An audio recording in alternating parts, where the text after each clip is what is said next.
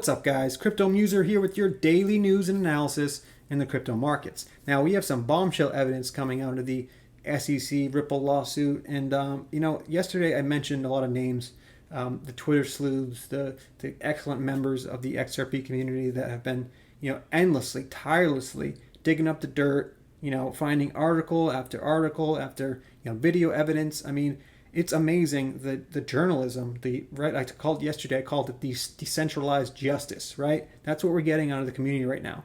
I can't say it enough. The smart, intelligent, never-ending fight that I see from the XRP community has been, inspiring to say the least.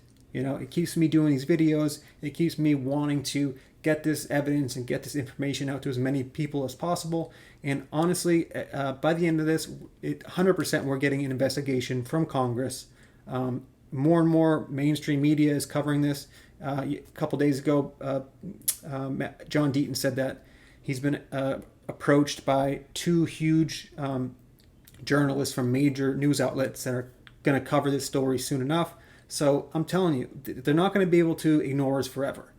And also, I implore you guys to go check out the Connect to Congress on John Deaton's website. Write your congressman.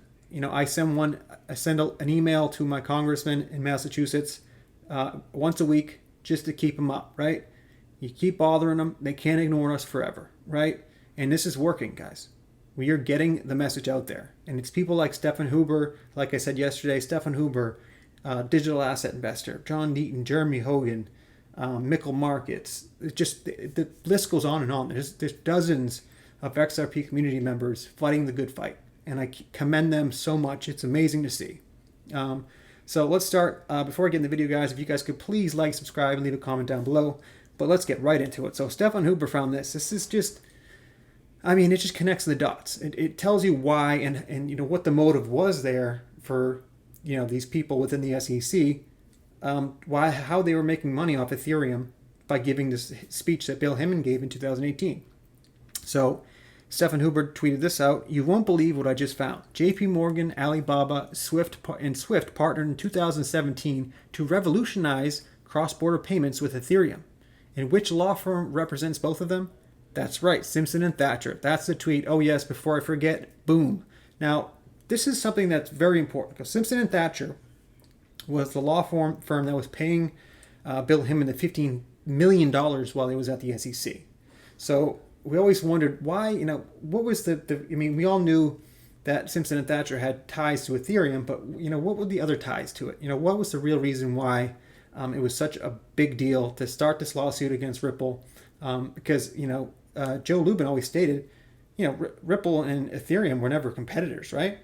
They were two different things, right? Ethereum was doing smart contracts. Ripple was going after payments, so they weren't competitors, right? But that is not the case. Actually, if you look at here, let's zoom into this first one here. So we thank JP Morgan for the collaboration in making this happen for us seamlessly. And then we get in here, you can't see it, but I can see instant cross-border payments thanks for the visibility and certainty provided by Swift GPI. And at the end here, by the strong collaboration between Alibaba.com, JP Morgan, and Swift. So yes, Ethereum was definitely going after Ripple's business, going after cross-border payments. They were all trying to team up together to basically go after Ripple's business. They saw what Ripple was doing. They saw that, they were going to basically put them out of business. And they all teamed up together to railroad. They teamed up together with the SEC and tried to railroad Ripple. The facts are there now. It's unbelievable. So now we have John Deaton here.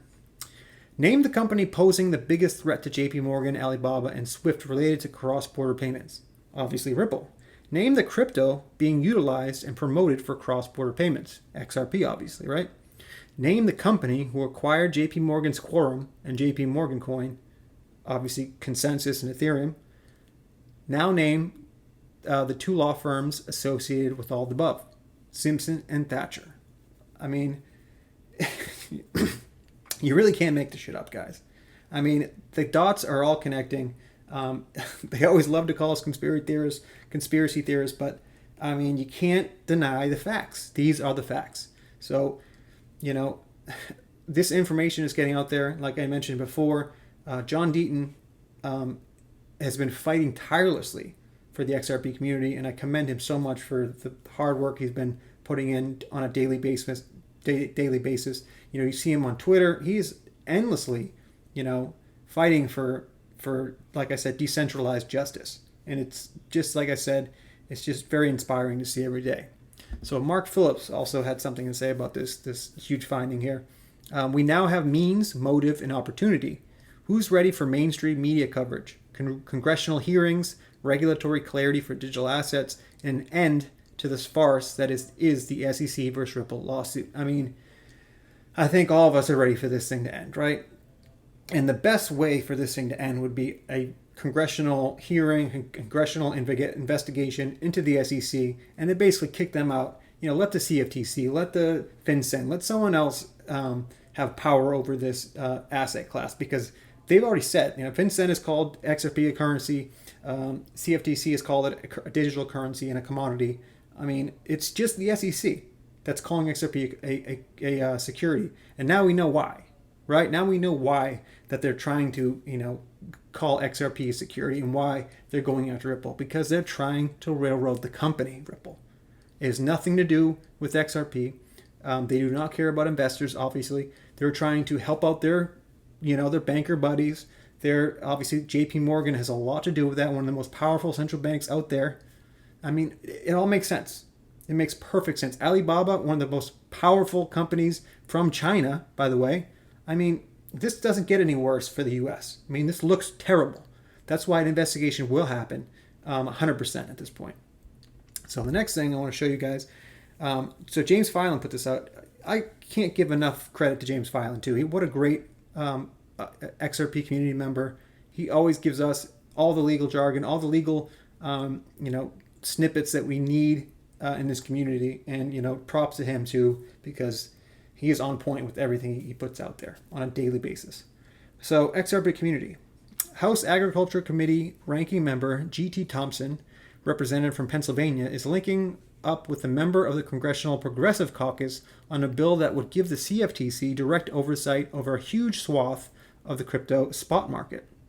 Now, Representative Ro Khanna, Democrat from California, signed on to sponsor pending legislation that would clear a path for the CFTC to take jurisdiction over large parts of the crypto marketplace.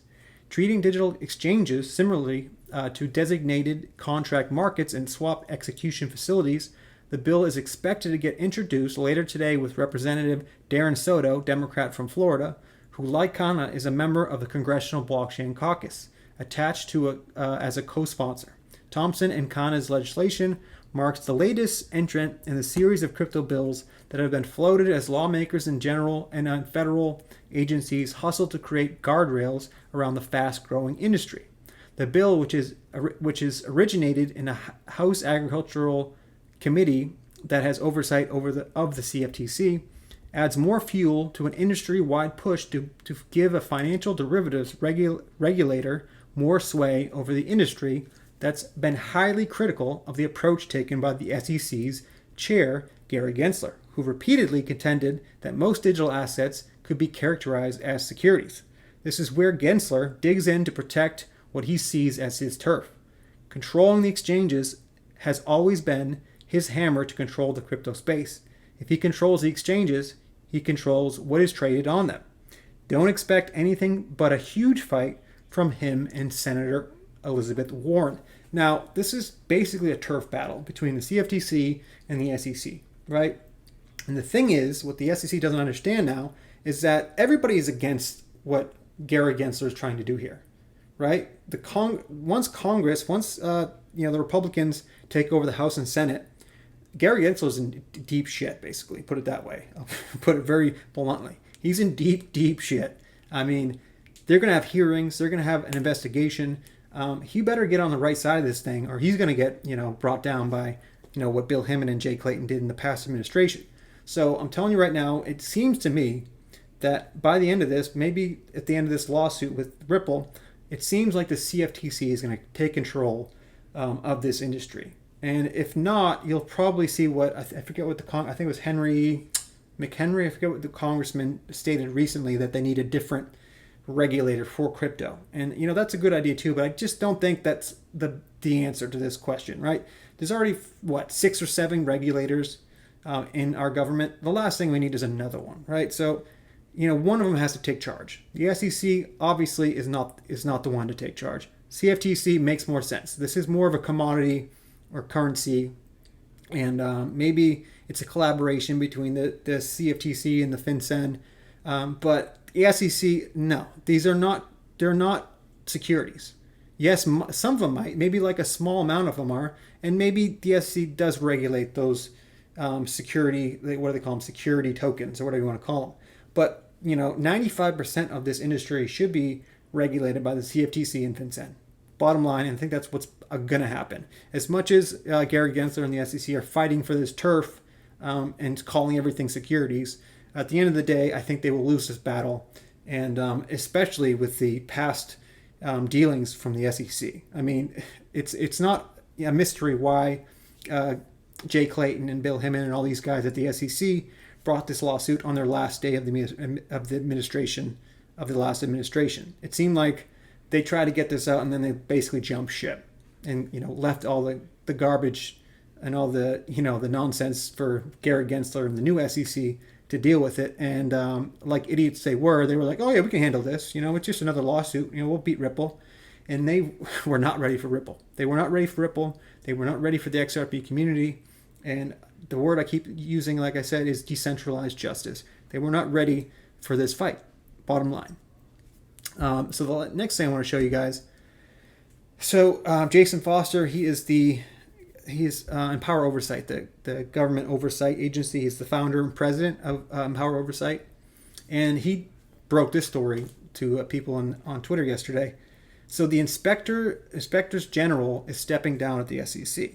So that's basically the watchdog of the SEC. And this guy, I'll tell you what. So the U.S. Securities Regulators watchdog will retire early May. So listen to this real quick. I don't think many people knew about this, but this guy was soft. He was a soft inspector general. He was not regulating the inner dealings of the SEC. He was basically letting them do whatever they wanted. So the U.S. Securities and Exchange Commission Inspector General will retire in just over a week after leading the agency's watchdog office for 9 years, the SEC said in a statement on Wednesday. Carl Hoker's, I don't know how you pronounce his name, retirement follows more than 4 decades in the federal government and comes months after Reuters reported he had been the subject of a years-long government investigation that sustained allegations of serious misconduct against him. The SEC had made no mention of Reuters reporting or the investigation in a statement, suspended Hawker without pay for 7 days in 2020 under its previous Republican leadership.